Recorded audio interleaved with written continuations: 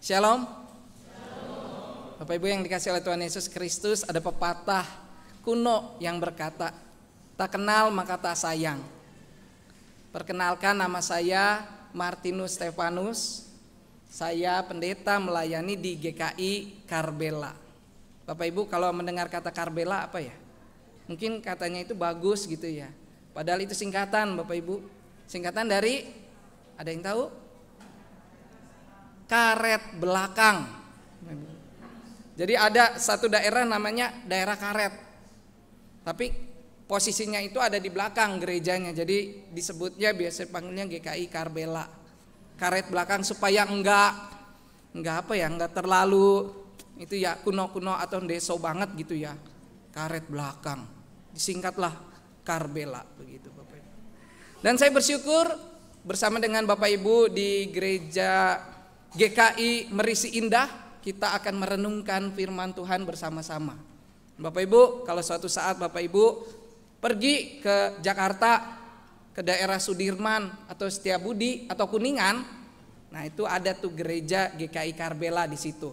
Bapak Ibu boleh mampir ikut ibadah ya. Kami atas nama Majelis Jemaat GKI Karbela menunggu kehadiran Bapak Ibu saudara sekalian. Jemaat yang dikasih oleh Tuhan Yesus Kristus, tema khotbah kita dalam penyatuan GKI, Sinode GKI yang ke-37 adalah gereja yang memanusiakan manusia. Nah, kita akan melihat cuplikan video mengenai Yesus menyembuhkan pada hari Sabat.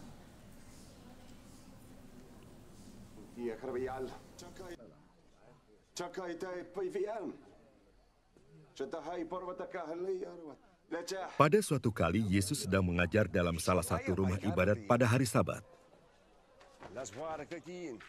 Di situ ada seorang perempuan yang telah 18 tahun dirasuk roh sehingga ia sakit sampai bungkuk punggungnya dan tidak dapat berdiri lagi dengan tegak. Ketika Yesus melihat perempuan itu, ia memanggil dia dan berkata kepadanya, "Hai ibu, penyakitmu telah sembuh."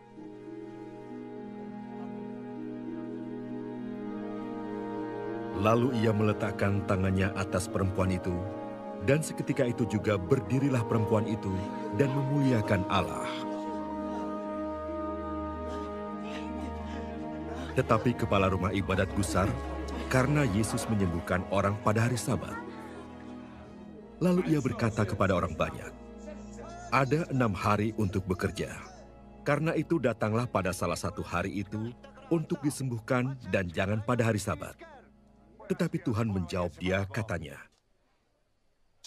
"Hai orang-orang munafik, bukankah setiap orang di antaramu melepaskan lembunya atau keledainya pada hari Sabat dari kandangnya dan membawanya ke tempat minuman? Bukankah perempuan ini yang sudah 18 tahun diikat oleh iblis harus dilepaskan dari ikatannya itu karena ia adalah keturunan Abraham?" Dan waktu ia berkata demikian, semua lawannya merasa malu dan semua orang banyak bersukacita karena segala perkara mulia yang telah dilakukannya. Yesus Kristus, cuplikan video tadi menggambarkan bahwa Yesus datang ke dalam dunia untuk menyelamatkan orang-orang berdosa. Hadir di tengah-tengah mereka untuk menyatakan karya kasih Allah. Jadi karya kasih Allah kalau kita lihat dari video bagaimana Yesus menyembuhkan, salah satunya adalah mengasihi. Kasih yang terluput ketika ahli Taurat, pemuka agama mereka beribadah pada hari Sabat. Karena mereka fokus pada hukum Taurat, bukan pada kasih. Padahal sebenarnya yang terkandung di dalam hukum Taurat itu adalah kasih. Tetapi karena mereka memiliki keinginan dan motivasi tertentu, sehingga kasih itu tertutupi oleh keinginan duniawi mereka. Atau orang-orang Farisi dan ahli Taurat, pemuka agama pada saat itu. Sehingga lupa bahwa Tuhan Allah itu menghendaki supaya manusia dan anak-anaknya itu menyatakan kasih. Melakukan kasih, mewujudkan kasih Allah yang nyata bagi dunia, bukan sekedar membaca, bukan sekedar berdoa, tetapi melakukan kehendak Bapa di surga. Karena itu Tuhan Yesus dengan tegas mengatakan kepada ahli Taurat, pemuka agama pada saat itu, hari Sabat itu memang hari Tuhan, tapi kamu sendiri melepaskan keledaimu. Artinya bahwa di dalam hari Sabat pun sebenarnya mereka, yaitu orang-orang Farisi, ahli Taurat, mereka pun melakukan perbuatan, tetapi mereka justru melarang Yesus untuk menunjukkan kasih. Sungguh sangat ironis dalam kehidupan menyatakan kasih Tuhan. Oleh karena itu Yesus kemudian berkata, perempuan ini keturunan Abraham dan sudah diikat 18 tahun oleh iblis. Keturunan Abraham mau menggambarkan bahwa perempuan ini adalah orang Yahudi, sama seperti kamu orang Yahudi, bukan bangsa asing. Kenapa kamu membeda-bedakan? Kenapa kamu justru malah mementingkan dirimu sendiri dibandingkan menolong sesamamu? Yesus dengan tegas melakukan hal itu, menyatakan hal itu, karena itulah yang Allah Bapa kehendaki dalam kehidupan anak-anaknya. Karena itu kemudian Yesus melakukan hal, yaitu menyembuhkan perempuan ini, dan waktu ia berkata demikian, semua lawannya merasa malu dan semua orang banyak bersuka cita karena segala perbuatan ajaib yang telah dilakukannya. Yang dilakukan oleh Tuhan Yesus adalah tindakan nyata, bukan omon-omon, bukan hanya perkataan tapi tidak dilakukan. Tuhan Yesus melakukan dengan jelas supaya orang lain melihat, supaya orang lain tahu bahwa karya kasih Allah itu dekat dalam kehidupan mereka, enggak jauh di sana. Enggak hanya untuk orang-orang tertentu, tapi dekat dalam kehidupan keseharian anak-anaknya. Dan itulah yang Tuhan Yesus lakukan. Tuhan Yesus menyatakan hal itu supaya setiap orang yang melihat kemudian percaya, yang mendengar kemudian mengerti, dan yang bisa menyatakan kasihnya kemudian melakukannya dengan penuh sukacita. Juga bagi gereja pada saat ini, gereja itu dipanggil oleh Tuhan bukan sekedar untuk berdoa, bukan sekedar untuk melakukan atau membaca dan merenungkan firman Tuhan, tapi gereja sejatinya adalah karya kasih Tuhan yang nyata. Karena itu di dalam surat 1 Petrus yang sudah kita dengarkan tadi, mau menggambarkan bagaimana kehidupan orang percaya, orang beriman di dalam Tuhan. Kamu telah dipanggil dari kegelapan menuju terangnya yang ajaib. Kamu yang dulunya bukan umat Allah tapi sekarang milik Allah. Itu mau menggambarkan bahwa kehadiran setiap anak-anak Tuhan, kehadiran gereja itu memiliki makna. Bapak Ibu saudara sekalian, gedung gereja yang kita miliki ini pun memiliki makna. Ketika mau menyatakan atau mau memanusiakan manusia, berarti gereja pun hadir untuk memfasilitasi kehadiran karya Allah di tengah-tengah manusia. Dan kita bersyukur sinode dalam PMK-nya menyatakan Ecclesia Hospitalis, atau gereja yang ramah, gereja yang terbuka, gereja yang memfasilitasi kehadiran umatnya. Kenapa? Karena kita hidup itu di dalam kepelbagaian yang ada. Salah satu contohnya adalah mengenai kesehatan. Tidak semua di antara kita bisa berjalan dengan tegak. Ada mungkin di antara kita yang karena sakit kemudian tidak bisa berjalan, sehingga harus ditopang dengan kursi roda. Dan gereja hadir untuk memfasilitasi hal itu. Dan saya lihat tadi di depan sudah ada tempatnya. Jadi tidak hanya undakan saja, tetapi ada tempat juga buat jemaat yang berkebutuhan khusus untuk datang beribadah. Ada pegangan untuk para lansia supaya bisa memegang. Ini adalah gambaran bagaimana gereja itu hadir untuk menyatakan karya kasih Tuhan. Dan lebih dari itu adalah gereja pun, yaitu kita, yaitu tubuh Kristus. Kita pun dipanggil oleh Tuhan untuk menyatakan karya kasih Kristus. Jadi gereja itu di satu sisi adalah gedung buatan manusia, tapi juga yang mewakili, merepresentasikan kehadiran dan karya kasih Allah. Tetapi di sisi lain juga gereja itu adalah kita. Gereja itu adalah orangnya. Gereja itu yang menghadirkan kasih Kristus. Karena Yesus Kristus pun menyatakan bahwa setiap orang yang percaya kepadanya diutus untuk menyatakan kebenaran firman Tuhan. Kita diutus, Bapak Ibu. Kita tidak hanya menerima keselamatan dari Tuhan, tetapi kita juga diutus oleh Tuhan untuk melakukan perintahnya. Dan kita mulai dari hal yang sederhana. Bukan dari hal yang besar dan megah, tetapi dari hal sederhana. Dimulai dari keluarga kita. Dimulai dari orang-orang terdekat kita. Kita akan melihat cuplikan video berikut ini.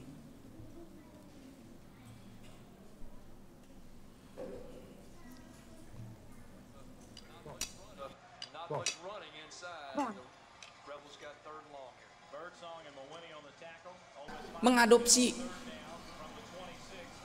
seorang remaja, dan dia lihat si remaja ini duduk sendirian di meja makan, sedangkan suami dan anak-anak dari ibu tadi malah nonton. But it's Thanksgiving. But it's Thanksgiving. Wow. Why are we even here? Why are we even here?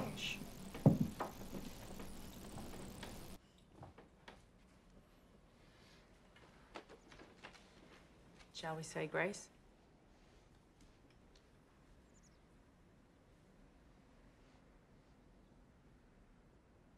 Canggungnya si pemuda ini ketika yang lain mengajak untuk berdoa sebelum makan.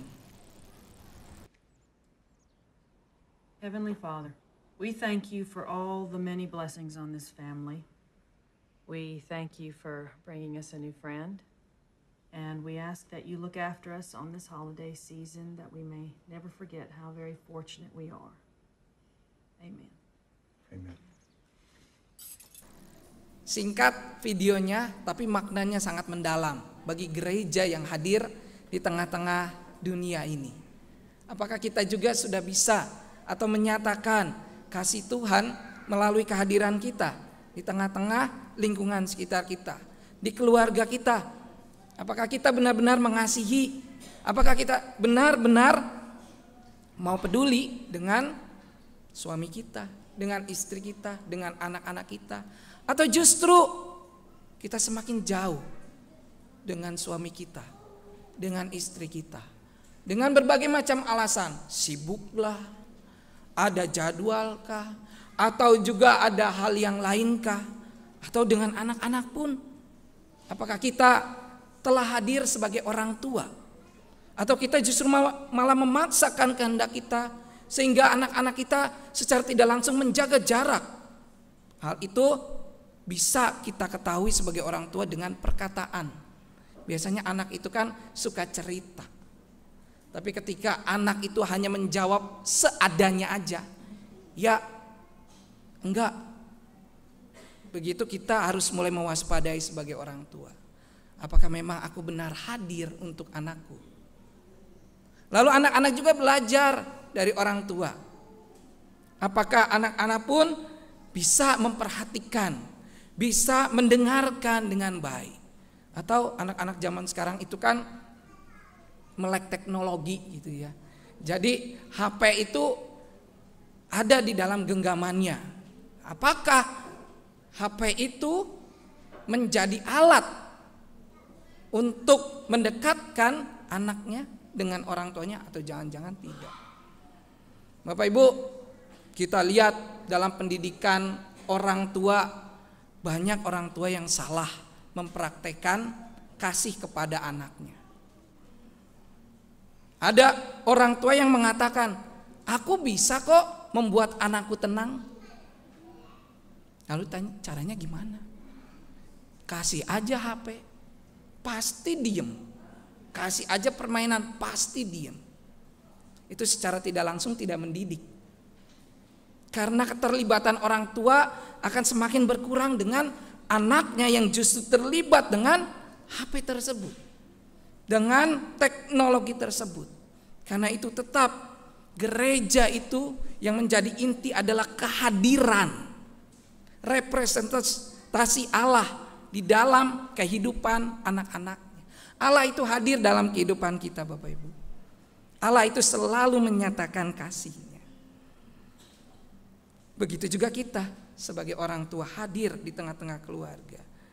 Percayalah Bapak Ibu, kalau keluarga kita hidup benar di dalam Tuhan, anak-anak kita pun akan melakukan hal yang benar juga bagi sekeliling di mana Tuhan menempatkan kita. Tapi sebaliknya, kalau di dalam keluarganya tidak mencerminkan kasih Tuhan, masih mempertahankan ego masing-masing, maka itu juga akan tercermin di dalam keseharian, di tengah-tengah lingkungannya. Karena itu sebagai gereja kita mau hadir untuk memanusiakan manusia. Artinya kita hadir bagi sesama kita untuk menyatakan bahwa kamu adalah sahabatku, bahwa kamu adalah rekan sekerja Allah, bahwa kamu adalah saudara seiman yang saling menguatkan satu dengan yang lain. 37 tahun sudah Tuhan mempersatukan sinode yang ada di GKI. Kita yakin bahwa persatuan ini akan membuat gereja semakin menyadari tugas panggilannya untuk dapat berkarya di tengah-tengah dunia yang membutuhkan pertolongan Tuhan. Dan itu dimulai melalui kita, bukan melalui sinode klasis, tapi melalui kita. Di dalam kehidupan kita, itu yang mencerminkan bagaimana arah kasih Tuhan menjadi nyata dalam kehidupan kita.